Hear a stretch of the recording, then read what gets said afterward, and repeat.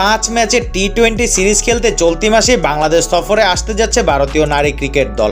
আর সেই সিরিজের জন্য গতকাল 16 সদস্যের দল ঘোষণা করেছে ভারতীয় ক্রিকেট বোর্ড BCCI। আর এই সিরিজে সবকটি ম্যাচ অনুষ্ঠিত হবে সিলেটে। এই সিরিজের জন্য ভারতীয় দলের নতুন মুখ 2 জন। তারা হলেন আশা শোভানা, সাজনা সজীবন। এছাড়া 2 বছর পর দলে ফিরেছে শ্রেয়াস্কা পাতিল, দয়ালন হেমলতা। এই সিরিজের ম্যাচ খেলতে ভারতের মেয়েরা বাংলাদেশে এসে পৌঁছাবে 23 এপ্রিল। সিরিজের প্রথম দুটি ও শেষ ম্যাচটি দিবারাত্রির। এছাড়া তৃতীয় ও চতুর্থ ম্যাচ দুটি শুরু হবে বেলা 2টায়। 28 এপ্রিল শুরু হবে সিরিজের প্রথম ম্যাচ। সিরিজের বাকি 4টি ম্যাচ 30 এপ্রিল, 2 মে, 6 মে, 9 মে। এবারে সফর নিয়ে মোট তৃতীয়বার টি-20 সিরিজ খেলতে বাংলাদেশে আসবে ভারতের মেয়েরা। 2014 সালে প্রথম সফরে 3-0 ব্যবধানে জেতে ভারত। গত বছর জুলাইয়ে সবশেষ সফরে ভারত সিরিজ জেতে 2-1 ব্যবধানে।